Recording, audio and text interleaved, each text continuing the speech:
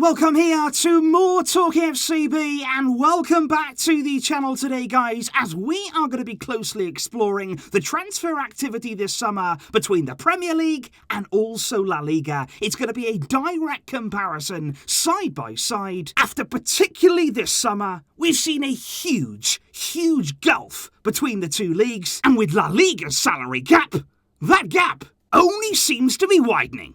Let's get to it. And speaking indeed of the Premier League, today's video is coming to you courtesy of the OneFootball app, and I really did want to bring you today, guys, this giveaway that OneFootball are currently offering. You have the opportunity here, ahead of the brand new season, to win a jersey of your choice from your favourite team, a OneFootball t-shirt, and a copy of FIFA 2022. And the giveaway here, very simple to enter. Simply download the OneFootball app from the link in the description, fill in the required information, and particularly you will want to enter your predictions for the opening 5 games of the Premier League season. I've gone with wins there for United, Chelsea, Liverpool and City, but as you can see, I have opted for a draw between Brentford and Arsenal. If you want to get involved there in this giveaway and also get the opportunity to win some Premier League tickets, you can do that now with that link down below. But indeed, guys, I did want to do this video today simply to explore that gulf, because honestly, this summer we've all been very much made aware of La Liga's very strict salary cap, which has come into force this summer, which for me has not only seen the exit of Lionel Messi, the star of La Liga has been allowed to walk out of the back door, but it's also, as you're about to see, significantly reduced the transfer activity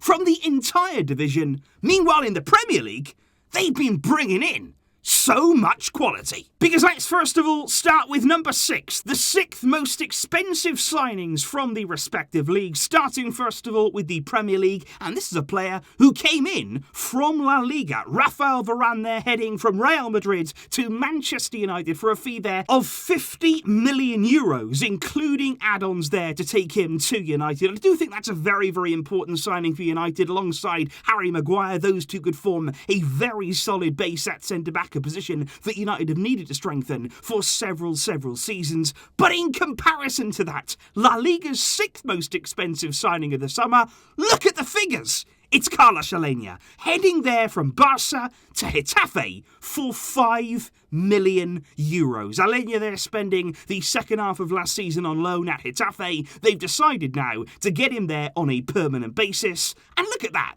the 6th most expensive signing, 50 million. Compared to 5. Then we move to number 5 in the pecking order, starting again with the Premier League, as Spurs have managed to secure the signing this summer of Christian Romelu there, the centre-back coming in from Atalanta, and I do believe this is a very good signing for Tottenham. They have paid around 55 million there to secure his services, but at 23 years old, such an emerging centre-back, was brilliant throughout the season at Atalanta, won Copa America in the summer, and I do believe, again, that is a position they've needed to strengthen, and they have done with this signing. And alongside that, in La Liga, the 5th most expensive signing of the entire summer, it goes to Osasuna.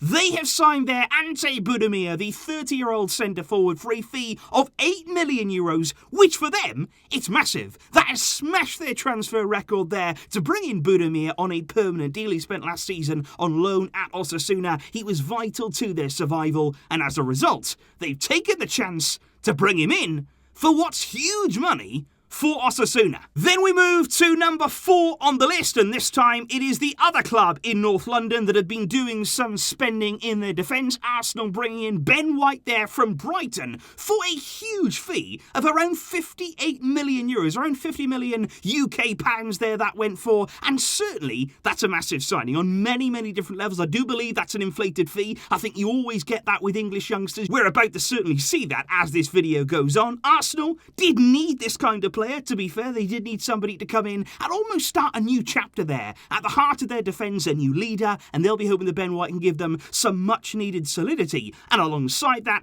it's a defender for La Liga who slots in there at number 4, but it's Emerson. Barca's signing there from Real Betis this summer, our biggest transfer of the window there for €9 million, and all we did there was activate our option that we had to get the extra 50% of Emerson's rights. We already owned 50% of him effectively. We've now got the full package for €9 million, but you can see already there, 58 compared with 9. Then things start to get really serious in the Premier League as we move on to the top 3, starting here with Jadon Sancho, one of the biggest deals of the summer, certainly heading to England there. Borussia Dortmund letting go their star man. Man United have been chasing him now for quite some time. The fee believed to be in the region of €85 million there to bring Sancho in. And I think United throughout the years have always been known for very creative wingers, some fantastic players in those areas over the years. A big sign-in for them, but I think in the end they did need that quality out wide. And alongside that, in La Liga, their third biggest signing of the summer is a player coming into Villarreal from Stade Reims in France. It's Boulaye Dia, the 24-year-old striker who's arrived at Villarreal, the Europa League winners, for €13 million. And I do believe actually this is a signing that's gone quite under the radar. He was very productive in Liga 1 last season, 14 goals he scored. He'll also partner Gerard Moreno, who signed a brand new deal at Villarreal until 2027.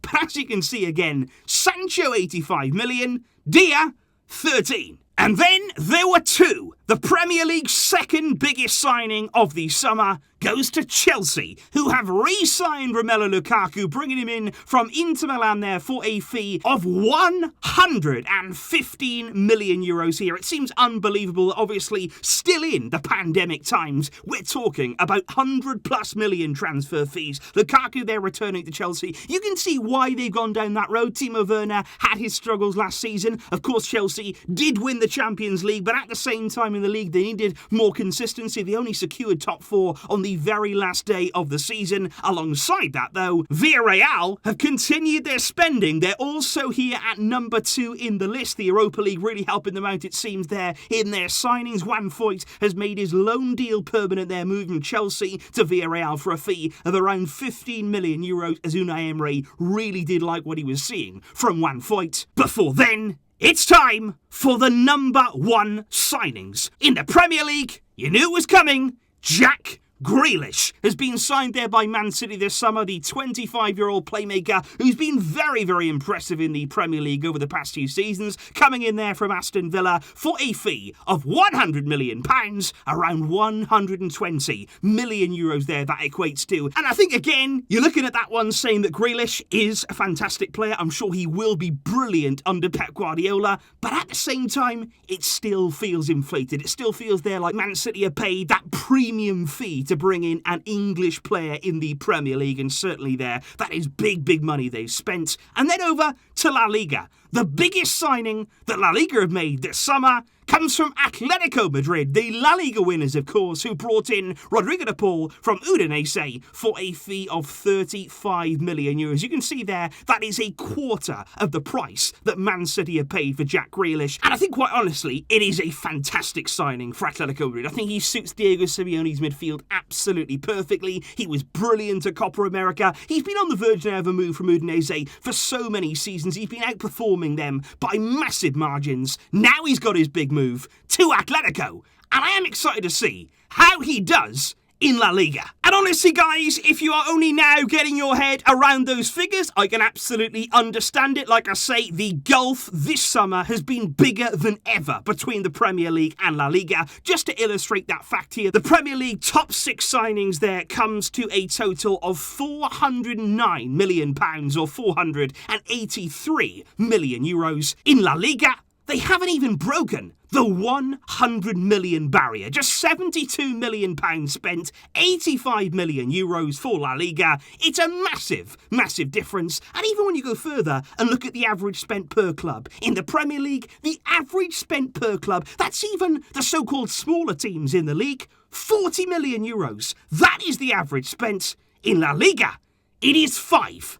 And I think that says everything. Because honestly, guys, I know here that La Liga have brought in this salary cap this summer to sort of stem the tide and ultimately try and help the clubs be responsible on a financial viewpoint. But at the end of the day, if it's only you that's doing it, I've said this before, if La Liga are the only league there enforcing those kind of restrictions, it's only going to hold you back, because you will have teams in the Premier League, you'll have teams in Liga, as we've seen, you'll have teams in Serie A. All of these guys, if they have the opportunity, they'll spend the money. There's no restrictions there. They can effectively do what they like right now, and the only league that is suffering is La Liga. There's been limited spending, limited reinforcements in the entire league, and it just seems crazy to me that Javier Tebas and La Liga here are ultimately sitting back while their league is effectively falling away in front of their eyes. So please, guys, do let me know your thoughts in the comments down below after seeing these figures laid out here, after seeing these signings combined side by side from the Premier League and La Liga. What do you think there of the big difference? Who do you feel is to blame, if anyone? Or do you just think it's one of those things? Football, of course, can go in cycles, and right now it seems that La Liga really is playing catch up from the rest.